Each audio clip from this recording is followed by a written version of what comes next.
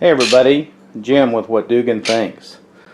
I've been promising to do this video for some time now and never got around to it. But I'm doing it today. This is my portable reloading station. I made this about 17 years ago when we moved into this house. Before that time, I had a reloading station that was mounted on a bench permanently, and that worked just fine in a small closet.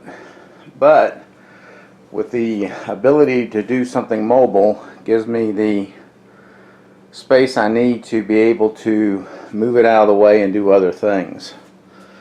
So we'll get into this and we'll look at all the drawers and see what all that we have in there to do. This is Green Bean. You're going to be hearing him throughout the video, and he's being a little snot today. He's a little Quaker parrot. So when you hear him, that's what's going on. He's just being a little turd. So at any rate, these are the components that I have on my bench currently. This is a Lee Pro 1000. And let me see if I can pan up and get the whole thing. This has literally seen hundreds of thousands of rounds. I mean, just tons of rounds. Everybody would recommend you to maybe go to another brand. Lee's like the bottom bargain basement. I don't think so. I think they do a great job. And I've had no really issues. I've not had to rebuild it. I have fixed some things on it, but I've loaded and loaded and loaded. Here's a counter that I put on here. As you pull the lever, it counts the rounds. I keep up with my rounds by how many primers that I've put in, and I still use a hand loader to hand load all my primers. I just feel like that's a better way to do it. You know, they're secure. The machine really never did a good job of it, so that's the way we went. This is my Redding press. It's a single stage press primarily for rifles.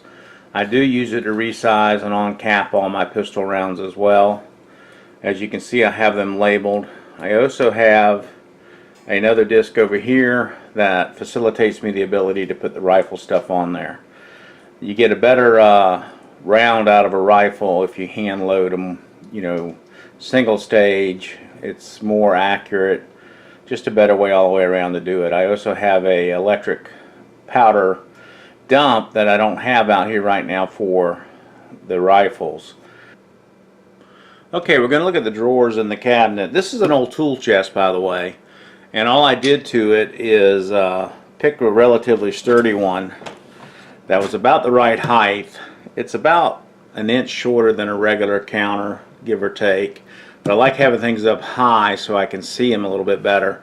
And then I did a piece of plywood here and then a laminate on top.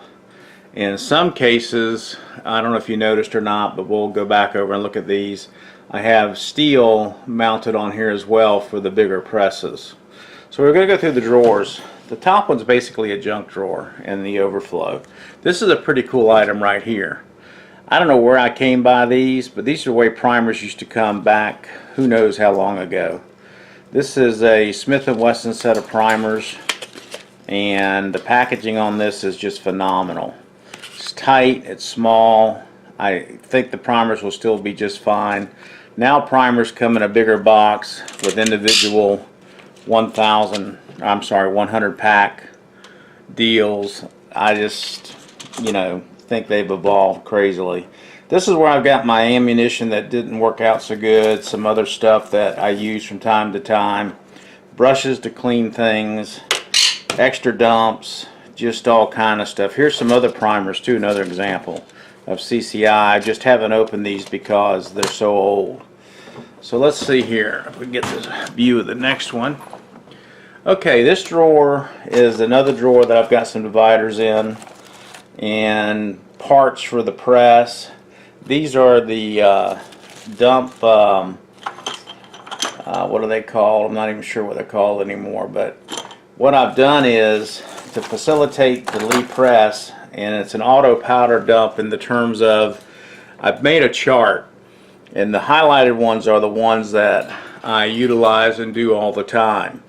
I'm a bullseye guy, so if I can load anything with bullseye, I'm going to do it. I've been using bullseye for 25 years or more, and it's a great powder. You just got to dial it in. One of the best loads that I do is for 45 ACP. It's a 200 grain bullet, 4.2 grains of bullseye. The height on it's 1.260. So I use the Lee die number, which are these little guys right here. Once you get it dialed in, you don't have to measure or do anything, although I do double check it by weighing it. Gives you the number. So in this particular case it's a 0.46. The average velocity should be somewhere around 763.8. I do have data on some of this stuff, and in this case I do. The average was 763, and this is the actual data here, which is 807 to 744. The other loads I haven't tested across the chronograph don't have information in them. So this is a cheat sheet. I make this, I laminated it. This was back revised. I've kept up with all my revisions. The first date on this is 1989. 07, I did 2 revisions, actually 3 from the looks, 4 actually in 07. That's basically the last time that I did anything with this, because it just works so well. So it takes a lot of the guesswork out of it.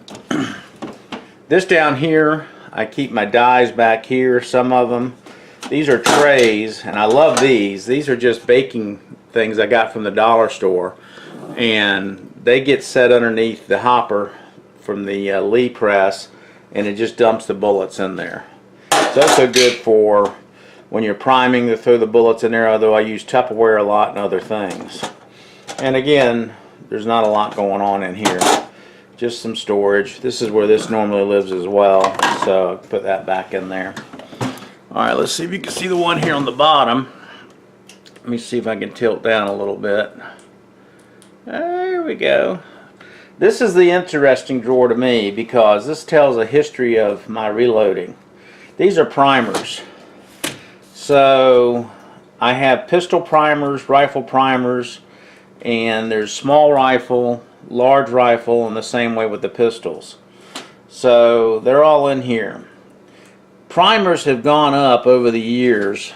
Like these, I try to put a label on everything when I buy it, so I cost average. So this package was bought in 2014 at the club, and it was $31.55 with tax. So what I do is cost average, and I got some friends that think that's odd, but whatever. This one was bought in 2007. Let's see, it was $23.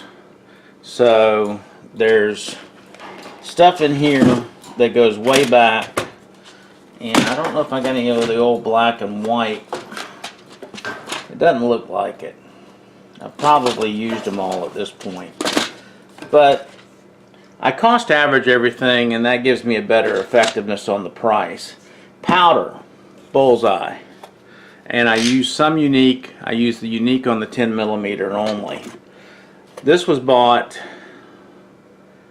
2015 for $27 and some change, and I originally was buying powder back in the day.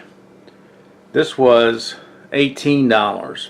This was bought in December, let's see here, December of 07. So I label everything so know when I bought it, and I can cost average it. Look at this thing. This is going to be hard to believe.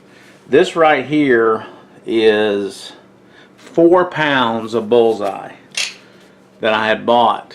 This was after they came out of the cardboard containers. Let's see, I don't think I have a date on this one. I don't. I bought this for $75. So I don't know which one's older. Long story short, powder used to be about $15 a pound, and now it's about $30 a pound it got up to, and it's coming back down a little bit in price. Not a whole lot here that's really unique. It rolls around. That's the greatest feature. And I don't know if you can see this sign or not, but it's a warning sign that I found on eBay. Let me see if I can pan this up a little bit. I thought this was kind of cool. I thought it was interesting. This is the Lee press, and let's see if I can bring this into focus a little bit. And I've done some modifications to it. What I've done is I've added a light here, an LED light, which allows me to see what's going inside the casing. I also mounted a mirror that's right here. It's kind of hard to see. And what I can do is I can angle that in just a way with the light that I can make sure that I have powder dumping. It's really easy to run out of powder at the top and not realize you've done it. This is my reloading stuff, and it's nothing unique, it's nothing fancy, just works for me. These are the metal plates I was telling you about. I have a plan to put another press here, and this has got a metal plate underneath it, and it gives it a lot of stability. But it starts out with buying something of good quality. Don't buy a cheap, crappy cabinet. Go out and get something that's got some good rollers on it, that's going to do a good job.